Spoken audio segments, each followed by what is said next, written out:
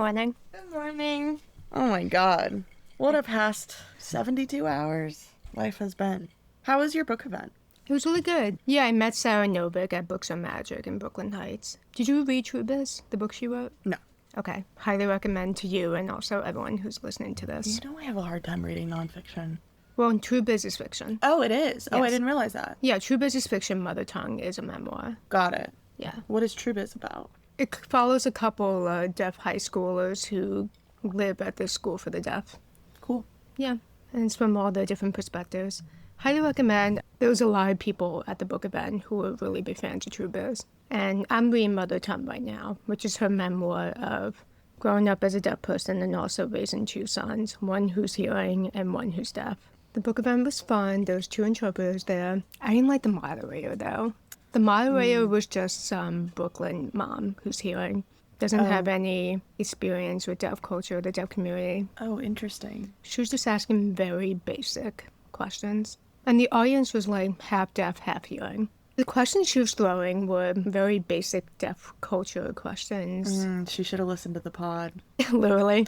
And then I think it didn't help that I've also read most of the book already, so I knew the answers to a lot of the questions. Yeah.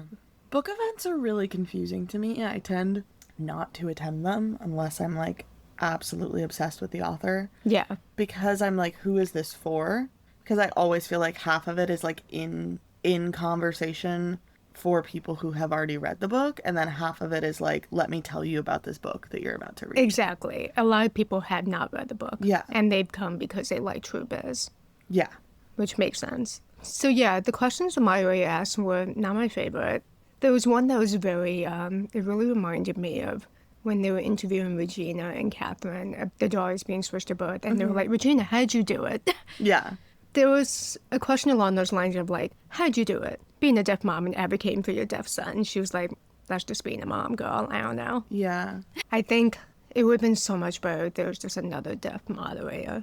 Because then the Q&A happened. There's only like 4 or 5 questions, but the Q&A questions were really good. And it was mostly from deaf people. And they asked like really in-depth questions about the book or just about her life or deaf identity. And then I was like, wait, this is so much better than the moderator. Is she doing more events in the city, or was this In New like York, her I'm one not big sure. one? She's based in Philly. I'm like, you need to email the bookstore and be like, next time, check with me. Check with us, yeah, please. So, Yeah. overall, it was good. I was there for like 2 hours. She signed my book. Nice. She also had a little stamp that had her sign name in it. Oh, that's so cute. Yeah, so it's like that. Oh my god. Yeah, it was fun. That's awesome. Yeah, That's a good idea. I know. I was like, that's genius. Anything What else else is you want? going on? We went to the Moth. We did go to the Moth. Oh my god. See, this week has been so... It's only it's Thursday. This week's been really long. Yeah. Positive, but really long. Yeah. We went to the Moth. If you know what the Moth is, it's like a storytelling podcast by NPR. We went specifically to the Moth's Story Slam, Yes. which is like the most basic tier of the Moth. Because then they do the Moth Story Hour, which is the podcast, but they record that live. And that is with stories that they've already heard that are pre-selected and quality. So the Story Slam, the winner of Story Slam, does she then get to go to Story Hour? I don't know if there's one more event in between those two. Okay. It's unclear to me. I thought they were recording. They are. Okay. They record every event because if they find like a gem, they'll use it. There wasn't a lot of gems in this one. There were not a lot of gems the other night. Basically, if you don't know how Story Slam works, the crowd comes in. There's a theme of the night. You can put your name in a hat, and they will pull 10 names randomly throughout the night, and you will get up with no notes, no props, nothing, just you, with 5 minutes to tell your story based on the theme. This theme was American Dream. Yes. Well, so we probably should have known going in that it was going to be a bit uninspired. And also, it was the night of Game 3 of the Knicks. Yes. The host kept making jokes like, this crowd and the sports crowd don't overlap at all. But as someone who doesn't care about sports, I am watching the Knicks. Me too. Because we live in New York and it's like this magical moment. There's like something in the air, community spirit-wise. And everyone that goes to the Moth seems very community-minded. Yeah. So I can imagine that a lot of people were like torn between attending this event and watching the game. So it was pretty dead. So when we went before, there were probably like 50 people who volunteered. Mm-hmm. And they obviously only pull 10.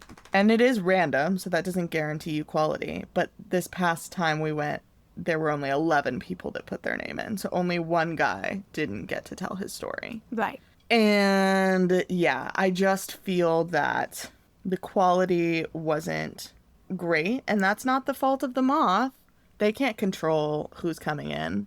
And I think the host is so great and pretty great about, like, making funny chit chat between stories. So yes. Even when you've just listened to a flop, you're kind of like having a good time. Yeah, I had a good time regardless. We had a good time. The winner did tell a great story about her IVF journey. Yes.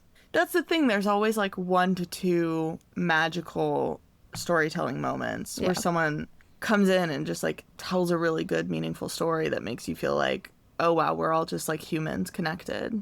But a lot of people were like trying to tell stories about really big dreams.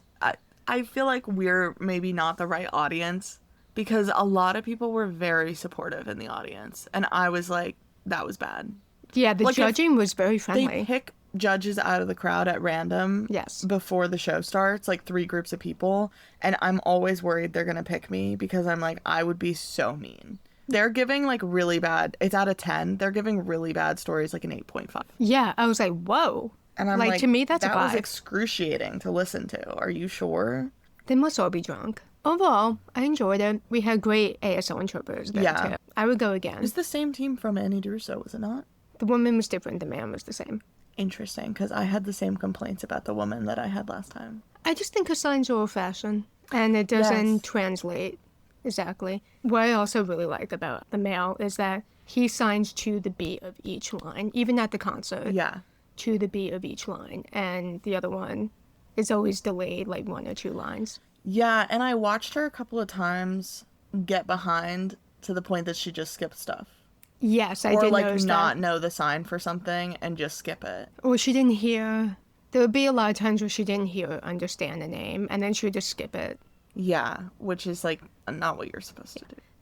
Also, by coincidence, there were 2 other ASL interpreters there who weren't there to work. They were just there to watch the moth. And I think they would watch and then also interject and be like, they said this. Make sure you sign that. Her name is this. And they would fingerspell it and help out. That's really nice. It's really nice. It was all for me. Okay, should we get to the show? Yeah, let's do it.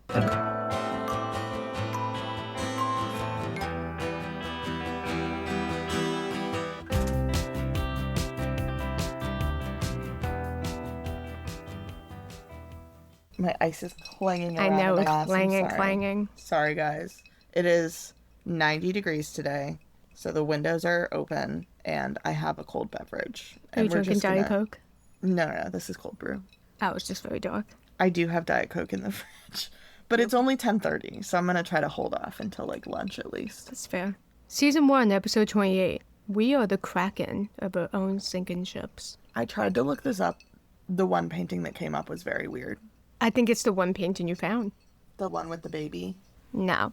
Isn't there a baby involved? Hold on. There's no babies. It's by David Nixon. It's a 2012 painting. So. Yeah. Oh, yeah, I think you're right. There was a baby. There's a baby. A what? It's like an octopus. That's the Kraken. Yeah. There's also a baby. Yeah, you're right. I'm sorry. There's a baby on the right. From first glance, you see... I can't believe you were gaslighting me. I'm sorry. I didn't mean to. Yeah, there's a huge fucking baby. It's like part of the octopus. It's like half octopus, and then there's like a full baby, like shriveled up. But then if you look closely at the octopus, you can see the creature is made up of humans. Oh, yeah, it is. Yeah. Oh, I hate it, actually. It's very creepy. It's and then really also... creepy. And then it's holding a ship in a bottle. A sinking ship inside a glass bottle. I took this as humans could be your own worst enemies. Wow. And also, I was thinking octopus like Zara's hair. And the dreads come up a lot in this episode. She's perhaps the enemy of this episode. The villain. I agree. We start off the episode at Mae's, the restaurant. I texted you during the recap being like, I'm scared just based on this recap. Yeah. The things they were like, remember this? I was like, stop. Stop reminding me. Daphne arrives into the kitchen. Chef Jeff says, that kiss we did, that can never happen again. And then she goes, oh, you see Melly? And he goes, no, I ended that. And then he kisses her. And then they kiss. And then they kiss. And then they kiss. And I am sick to my stomach. Yeah, it's gross. Also, yeah, they're there early, but someone could still see them. Like, they're kissing in the middle of the kitchen. They're not being very... Daphne's, like, not worried. She doesn't understand. Again, no one is saying crime. Crime. And then we're with Bae and Zara. Exterior driveway. Yeah, and they are bombing the thing. They are bombing the thing. Zara, a white woman, but Latina on the show, suggests that Bae get dreads like her. Yeah. And Bae's like, so cool. Would love to do that. Really good idea. John and Catherine walk out to see them bombing the thing. They're a little stressed out. And then they meet Zara for the first time. And they're having a crash out because they see Zara's pelvic angel wing tattoos and her culturally appropriate dreads. And they're like, oh no. And then she makes a joke that she has kids. Like, she tries to be like, I could be a better parent to my own kids. And everyone pauses because no one knows if she's being serious or not. I thought she was being serious for a second. I remember. Also, Bae's being so mean to her mom in this scene. She's like, oh yeah, my mom, she went to this lunch thing for parenting awards. It was just like acting like, oh yeah, my mom's like stupid fucking side career thing was happening today. And then she's like, by the way, look what I spray painted on my car. And it looks really ugly. And they're like... It's really bad. I know. That they pay for. Yeah. Like, it is her car to do what she wants with, I guess. But technically. it just looks bad. But do something that looks good. It's because I think Zara's art is really ugly. Yeah, I agree. It's just like tentacles and around the car. And this doesn't look like Bae's art. This looks like Zara's design. So true. Zara's taking over. And then the parents go inside and Bae's like, and by the way, I'm gonna get dreads.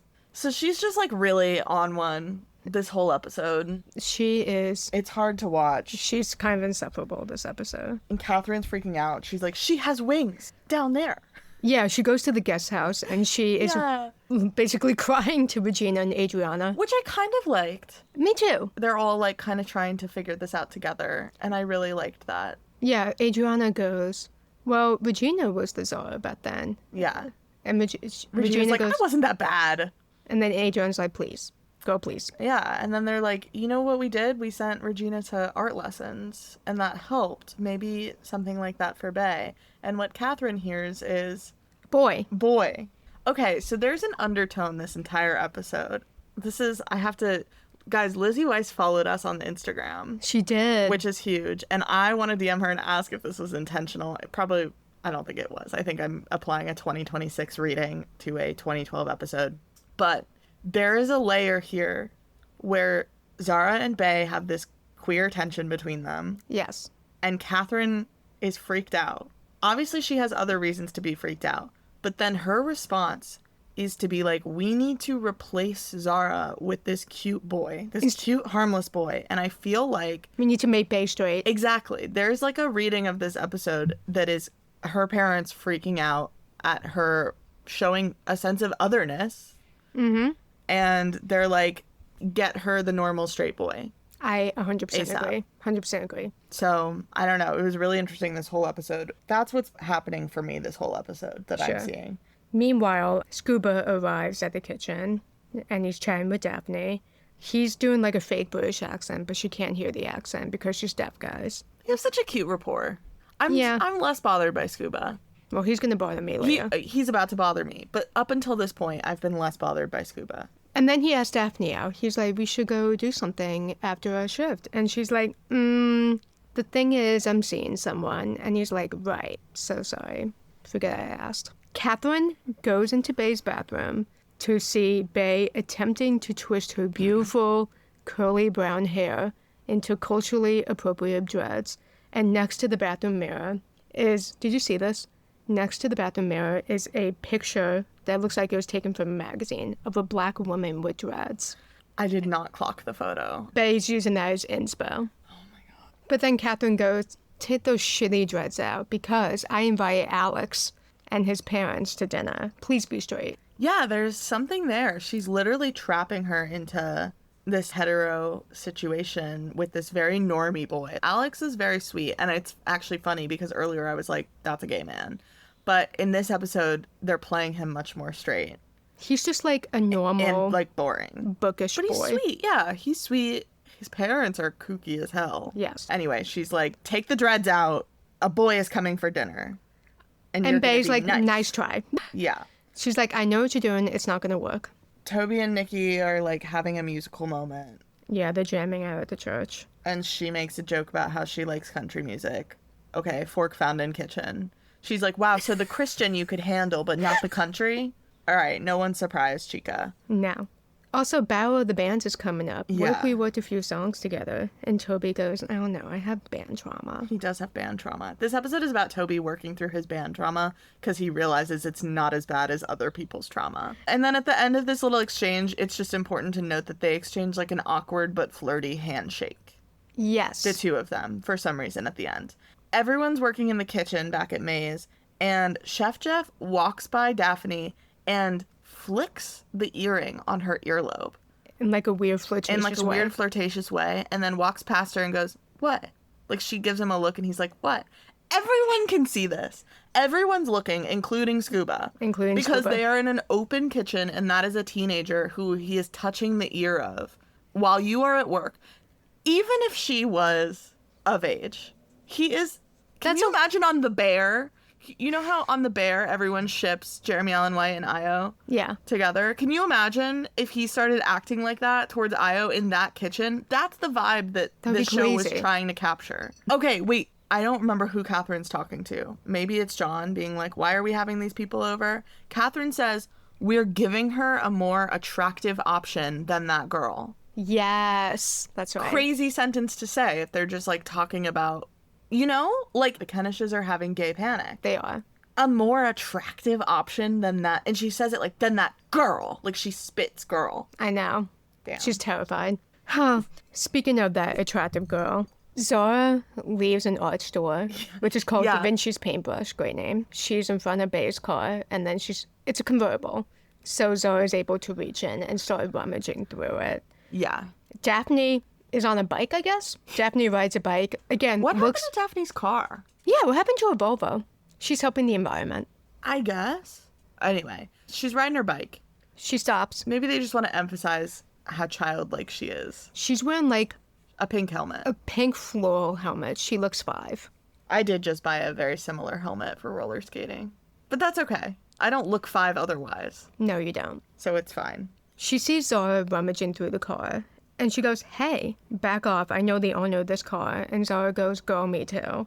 But then Bay pops in. She's coming with, like, coffee. And she's like, hey, girls. Daphne, I see you met Zara.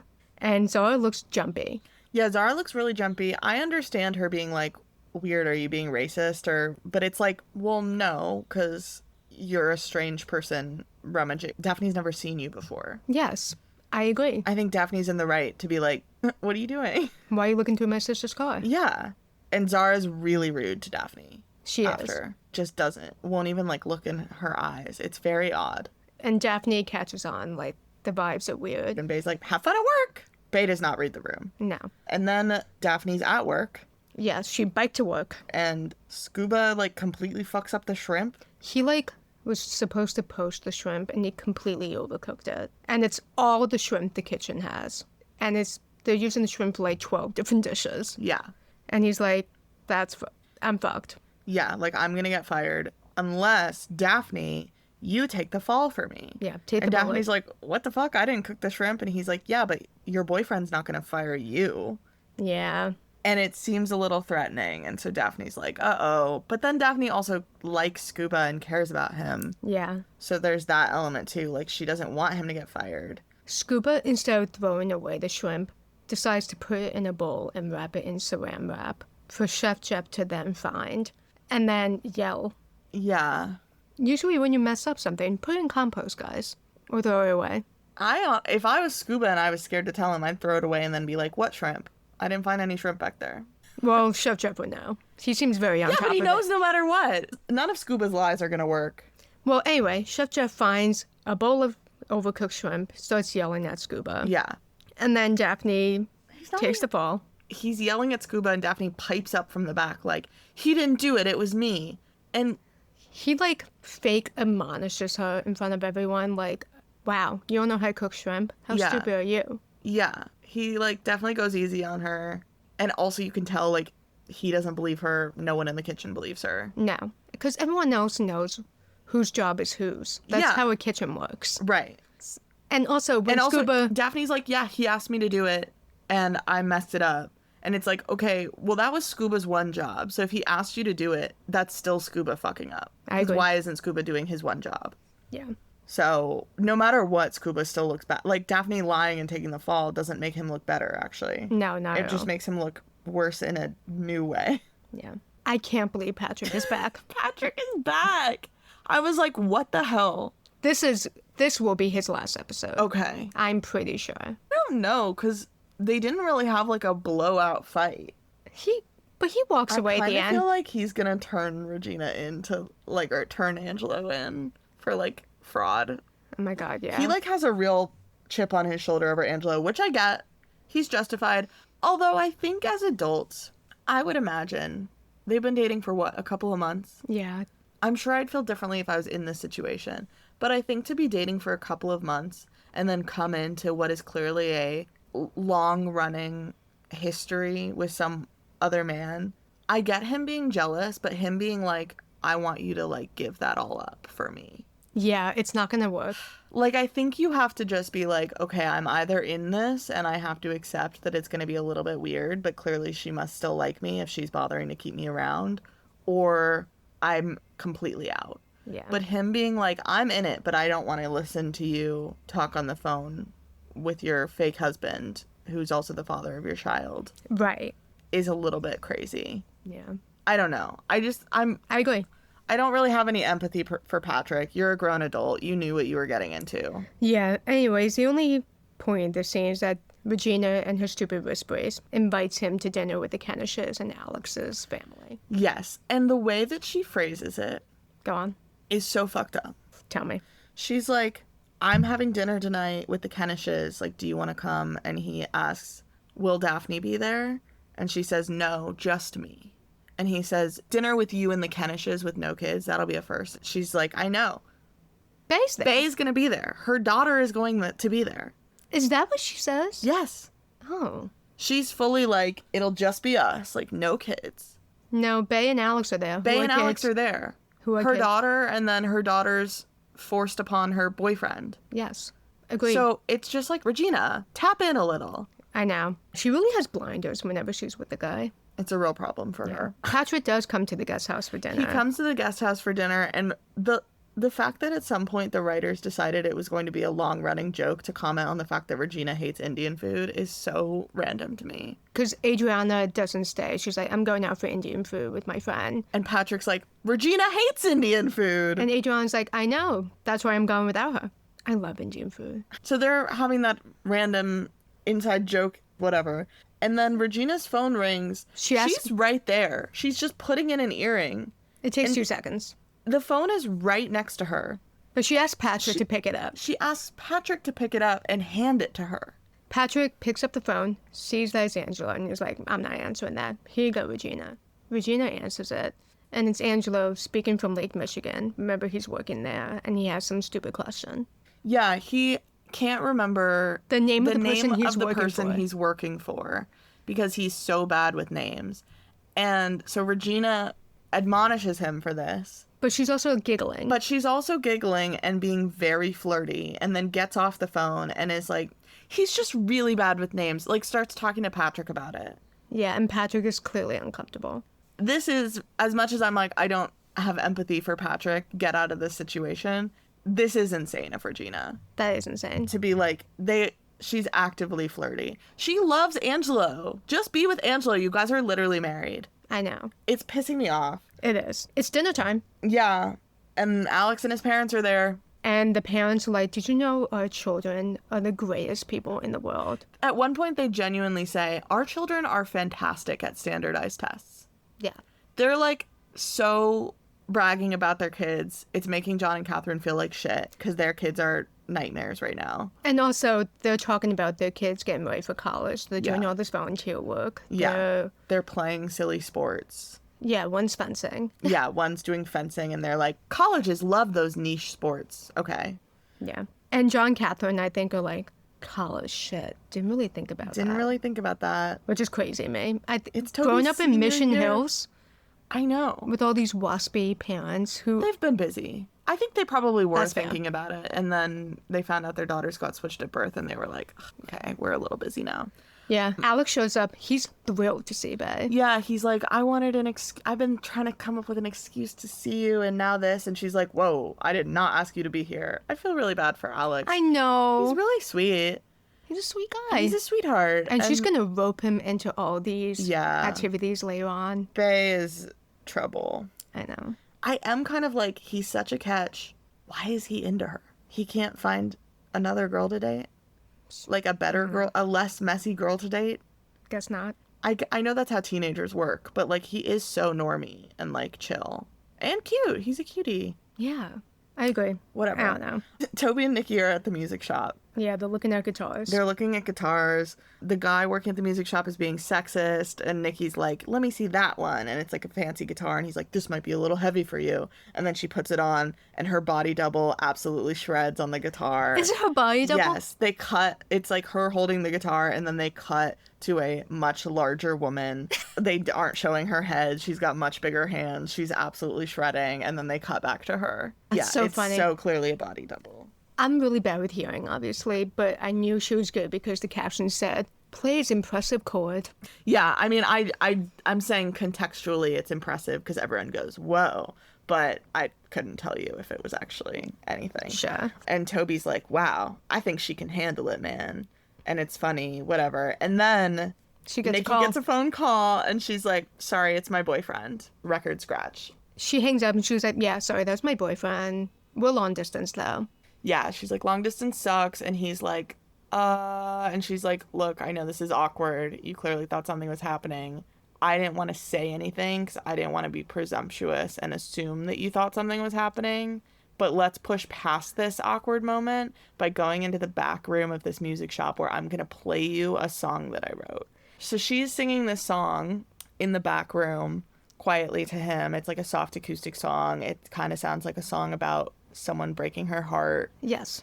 Toby's like, wow, I hope whoever broke your heart got to hear that. And she's like, oh, it's about the man that shot and killed my father. They never found him. They never found him. And it was just like some random guy, according to the police, who thought that my dad was someone else. And he was just sitting in a parking lot at a mall and got murdered. And after that, I started doing drugs and stopped eating. But then I learned to let go of my anger, and now I'm normal again. So that's sort of what Nikki's got going on. And Toby's like, holy shit. Have you considered therapy? Yeah. He's like, what the fuck? Also, I guess my shit is fine and normal and whatever. Then he goes to Emmett's house. Yeah. So Toby's like, I can handle my own shit, turns out. Like, I need to let my anger go if Nikki can let her anger go. I can also compartmentalize, guys. Yeah. So he shows up. This is at the very end of the episode. He shows up to Emmett's house. Yes. And did you think this was so, from Emmett's point of view? Imagine you are chilling in your bed, listening to music, having a grand old time, relaxed as fuck, shoes on the bed. And the last time you saw Toby pushed you to the ground, I was like, Emmett must think he's about to die. Toby's a rich kid from Mission Hills. John Kennish absolutely has guns in the house. We know that. Yeah. Emmett's like, this is my last day on Earth. Toby absolutely could have snapped, got a gun, showed up at his house and shot him in his own bed. And that's what But Toby's like, I'm not going to be the man that killed Nikki's father. Exactly. I'm letting go of my anger. Yeah, can you imagine Toby's inspired by that story in a completely different direction? He's like, oh my God. Wait, I'm not going to shoot. Random gun violence. No. So he's like, I want to start the band up again. And he's signing very basically, but he is signing. He's signing. Which is an important improvement. And Emmett's like, guitar face? And Toby's like, no, new band, new sound, new start. And Emmett's like, I'm in. And they start talking about band names. Oh my God. And one of the band names they say is Third World Bus Plunge. So offensive. Yeah. And then Emmett says, it's not PC, but it'll get attention. Did you guys learn nothing from naming your band Free Beer for an afternoon? Come on. Right. Everyone was mad at you. Yeah. Let's not do that again. And that is how the episode ends, which is like, I thought really weird. So that's not how our episode's going to end. We just wrapped that storyline up for you guys ahead of time. B-plot. It was very odd. So much was going on. And then they ended on like panning up out of Emmett's house where Toby and Emmett are like having a little key. Yeah. Very strange. Okay, Wait, back so- at dinner. Yes, back at dinner. Alex Alex's parents are like, how long have you guys been married? And Regina lies and says 3 months, and Patrick's very upset about this. Yes. Bay then gets a blocked call, and it's Zara at the county jail. She got jumped by Smack and his buddies, and she needs $1,500 in bail to get out. Yeah, because she's like, you gotta get me out of here. Things are crazy in here. Like, I'm not safe in here. Doesn't say what she was arrested for. She just says she got jumped. Yeah. And Bay tries to ask, and Zara's like, whatever, just get me out of here. You have to get me out of here. Yeah, so Bay runs back in the middle of dinner and is like, Alex, let's go get gelato from that place we like and we can bring some back for everyone.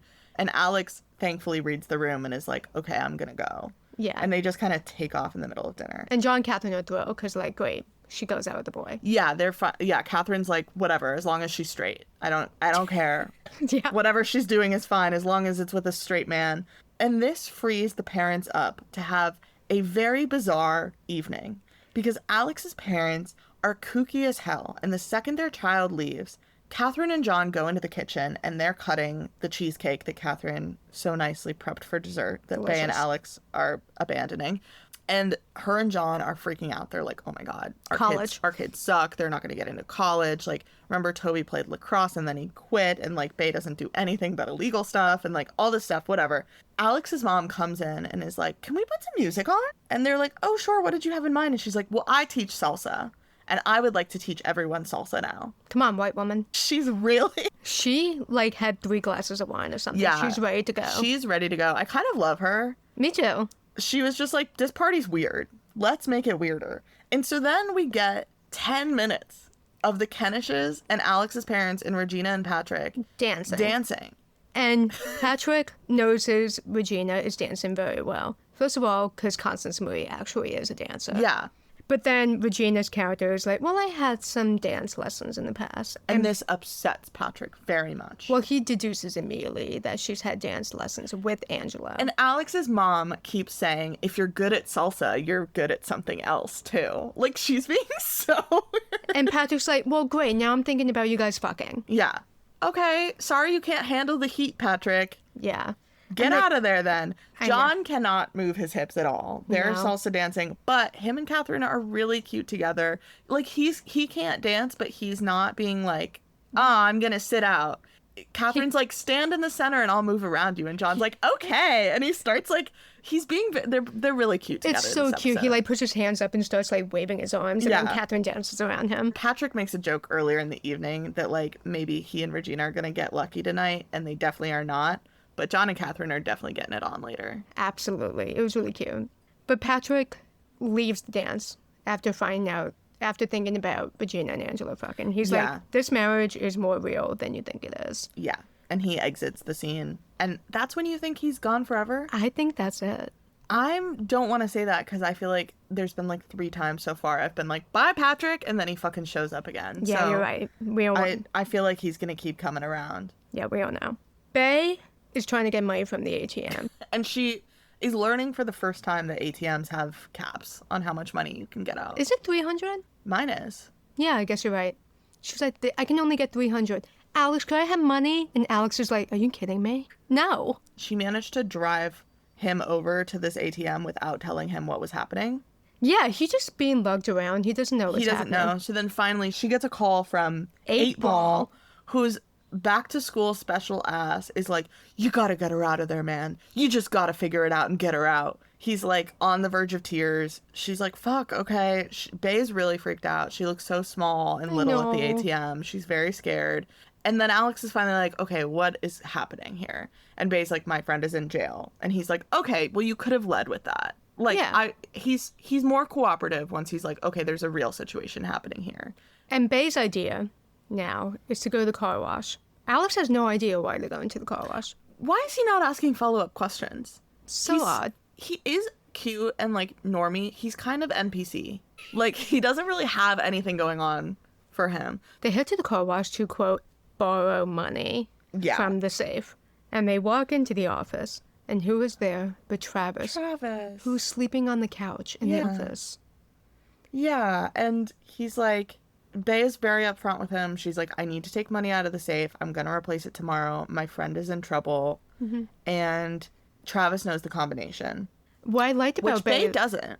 So she just showed up without a plan. Thank God Travis was there.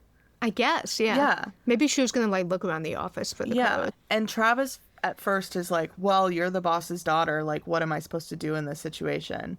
And Bae looks at him, his setup there, and says, I'm not going to tell my dad you're sleeping here. Even if you don't help me, I'm not going to snitch on you, which is really nice. I know. She's frantic, but she's not an asshole. No. She's like, it's none of my business if why you're sleeping here. But it is our business. Do we think Travis is okay? I just think he's so unhappy at home. Yeah. I'm sure we'll find out what's going on, but... Get Regina and Angelo out of the guest house, put Travis in there. Literally. Right? Literally. So Travis is like, okay, I will help you. He opens the safe. He opens the safe. He signs to Bae after he gives her the money.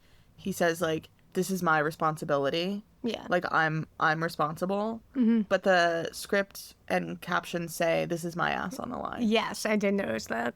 And Bae's like, me too. But, like, not as much. No, because she's the daughter. She's the daughter, and also she didn't know the combination. True. So she gets the money. Yeah. Back at the kitchen. Chef Jeff pulls Daphne aside and says, that yelling at you, that was all for show. He pulls her into the freezer with the door open and is like, I'm really mad at you. I'm sorry I had to do. And she's like, I understand, chef. And also, I will be firing Scuba because I know he fucked up the shrimp and then made you take the bullet for him. Yeah, which, not to agree with Chef Jeff, but like, if I were him, that's what I would do as well. Making a mistake, fine, but then making the high schooler take the blame for it, that's not cool. So he says to Scuba, this is your last shift, goodbye. And Scuba immediately retaliates. He basically just says like, well, that's your girlfriend. Loudly. Yeah, you're just mad because your girlfriend tried to help me out. Yeah, and yells girlfriend. He yells girlfriend, so then everyone in the kitchen looks over, and then Jeff is like, you're done. Get out of here. Everyone should be like, right. Is she a minor? No, exactly. So then everyone is kind of looking around like shiftily. And then after the shift, Daphne stays behind and she's like eating a piece of pie in the closed dining room, which is like, who's going to wash that dish? Like the kitchen's closed. I guess her, yeah, but she's in her regular clothes again. And Jeff comes out and he's like, oh, you're still here? And she's like, yeah, I'm freaked out because everyone now is going to think that I'm only employed here because I'm your girlfriend, which it's like, you're not his girlfriend. Like, they haven't had that talk yet. You're definitely not his girlfriend. You definitely are a teenager. So they are not going to be... She's like, I feel like everyone's going to be talking about how I got this job because I'm your girlfriend. And it's like, no, they're going to be talking about the fact that their boss is dating a minor. That is a crime. Yeah. Oh, my boss is. She's like, I just feel like a bimbo. And it's like, you mean a victim? But Chef Jeff is like, no, I ain't even want you here. You proved yourself to me.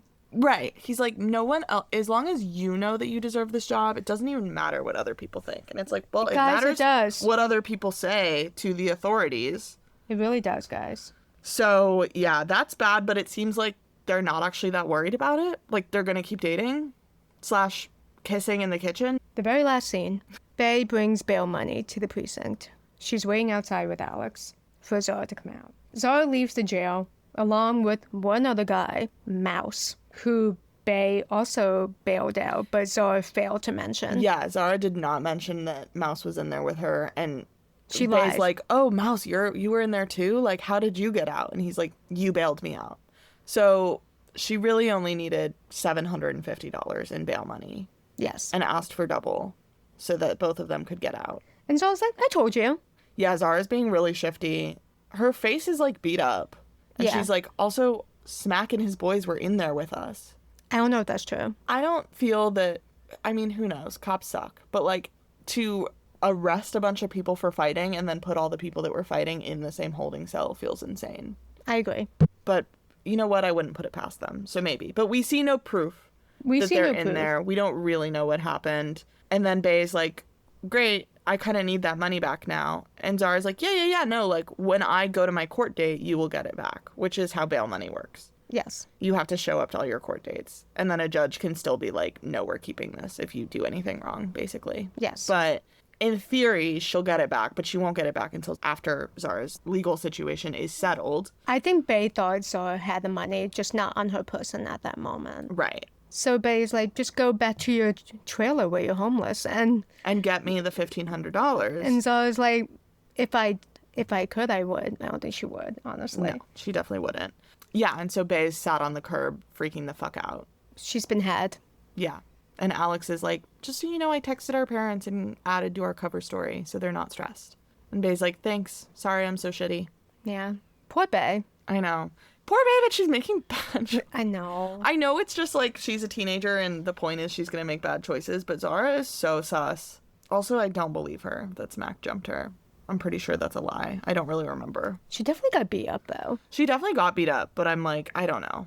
I just wonder Oh, and then she's like, by the way, Bay, stay out of my side of town for a while because Smack recognizes your car because we bombed it and also it's a very unique car. Yes. And so you're in danger. So Bay's like, I'm in trouble at home. I'm in danger in the real world. Great, thank you. Great, awesome. I like totally abused Alex. Yeah. Travis is going to get in trouble or I'm going to have to tell John about the missing money. I know. I don't remember what happens next. Me either. Can't wait to watch the next episode, I guess. Can't wait. Tune in next week, guys. Tune in next week. Bye, guys. Bye.